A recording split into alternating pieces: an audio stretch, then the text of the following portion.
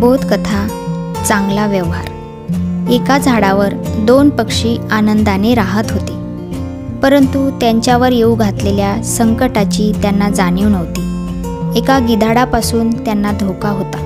तो आकाशात उंच उडायचा आणि त्यांच्यावर लक्ष ठेवून असायचा। आज गिधाड या 2 पक्ष्यांना आपली शिकार बनवणार होता। हळूहळू तो आकाशातून खाली खाली येत होता, पण हे त्या पक्ष्यांना माहीत नव्हते। इकडे एका शिकाऱ्याची दृष्टी देखील त्या 2 पक्ष्यांवर पडली। तो शिकारी पण त्या पक्ष्यांची शिकार करणार होता। त्याला हे माहीत नव्हते की गिधाड पण त्या पक्ष्यांवर नजर ठेवून आहे। त्याने बाण धनुष्यावर ठेवला आणि नेम धरला। त्याने दोन्ही पक्ष्यांवर निशाणा साधला। ज्या झाडाच्या फांदीजवळ शिकारी उभा होता, त्याच झाडाच्या खाली पक्ष्यांचा मित्र साप राहत होता। तो साप खूप म्हातारा होता। शिकाऱ्याला नेम धरताना सापाने पाहिले, पण म्हातारपणामुळे त्याच्या शरीरात त्राण नव्हता। सापासाठी ते पक्षी दररोज जंगलातून अन्न गोळा करून आणत असे आणि गुपचूप त्याच्या वारुळाजवळ ते अन्न ठेवत असे।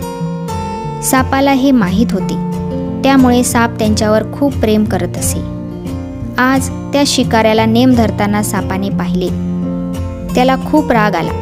त्याने क्षणभरही विलंब न करता शिकाऱ्याच्या पायाचा चावा घेतला। शिकारी खूप ओरडू लागला, त्यामुळे त्याचा नेम चुकला आणि तो बाण आकाशात फिरणाऱ्या गिधाडाला लागला। गिधाड बाण लागताच खाली पडले। तिकडे शिकारी जमिनीवर पडला आणि मेला। दोघेही मेले।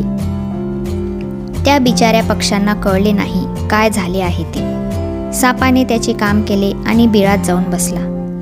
पक्ष्यांनी सापासोबत चांगला व्यवहार केला आणि त्याच्या बदल्यात सापाने पक्ष्यांना वाचवले। तात्पर्य: दुसऱ्याचे भले करणाऱ्याचे नेहमीच भले होते। Please subscribe my channel and thanks for watching.